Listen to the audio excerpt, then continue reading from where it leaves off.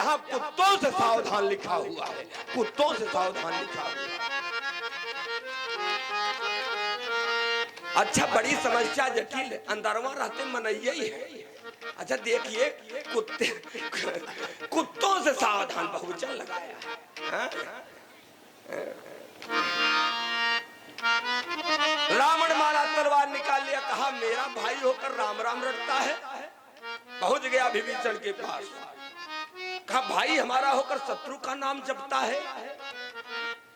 यदि विभीषण कहते हाँ भैया मैं राम राम रटता, तुरंत ही तलवार से मारता, सरधर से अलग हो जाता। चालाकी क्या किया था विभीषण ने, रामायुध, आयुध माने होता है धनुष बाण, रा इधर लिखा, बीच में धनुष बाण बनाया, मैं उधर लिखा था।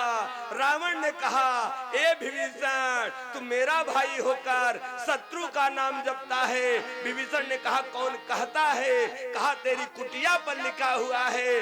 विभीषण ने कहा हे भैया आपने ध्यान से नहीं देखा।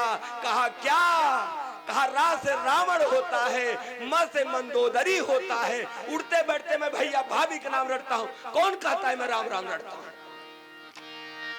प्रसन्न हो गया रावण, भाई हो तो तुम्हारे जैसे गले से लगा लिया। गोविंद की लीला। इधर भी तलवार निकाला हिरण्यकशिपु, कहा बताओ कौन है जो नाम रटता है। कहा और तो कोई नहीं है, केवल एक आपके गुरुदेव शुक्राचार्य जी महाराज एक काली सी मूर्ति रखे हुए हैं। हमारे महाराज जी भी काली सी मूर्ति रखे हुए हैं।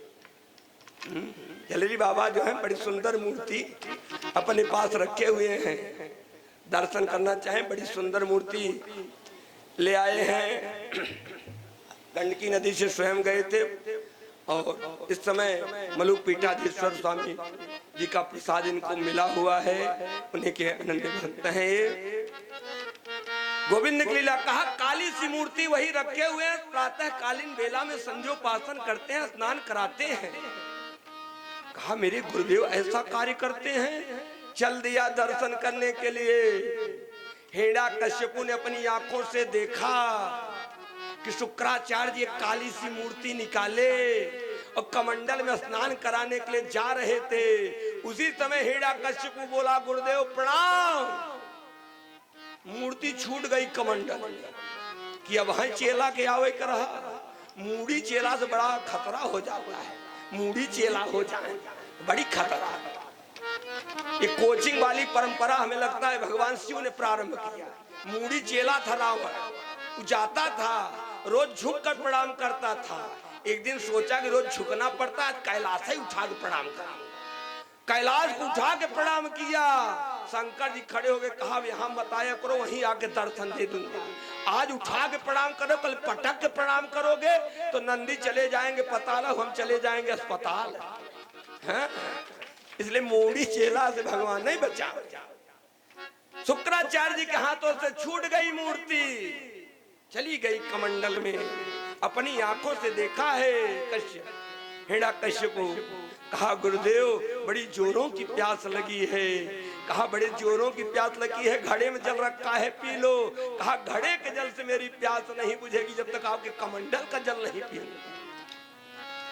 हाथ जोड़ करके प्रार्थना किया है। कहा कि वही निर्गुण निर्विकार पार ब्रह्म परमात्मा जो भक्तों के प्रेम के वशीभूत होकर सगुण साकार रूप धर कर आता है। आज मेरे कहने से वही सगुण साकार परमात्मा निर्विकार हो जाए। तुरंत भगवान जल रूप में परिणित हो गए, पूरा कमंडल का जल पी ले गया, कहीं मिली नहीं मूर्ति।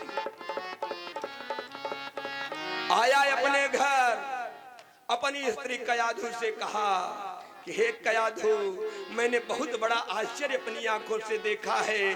कहा क्या देखा? कहा मेरे गुरुदेव एक काली सी मूर्ति लिए हुए थे, कमंडल में स्नान करा रहे थे, कमंडल का जल पी गया, फिर भी मूर्ति दिखाई नहीं पड़ी। उसी रात्रि को गर्भाधान हुआ, वही भगवान का अंश प्रहलाद के रूप में गर्भ में प्रविष्ट हुआ है। प्रेम तो बोले प्रहलाद भगवान की जय हो। गोविंद की लीला। जब प्रहलाद जी गर्भवास में पधारे, तो माताएं ध्यान से सुनेंगी, जब बालक गर्भवास में आ जाए तो भगवान की कथा सुननी चाहिए।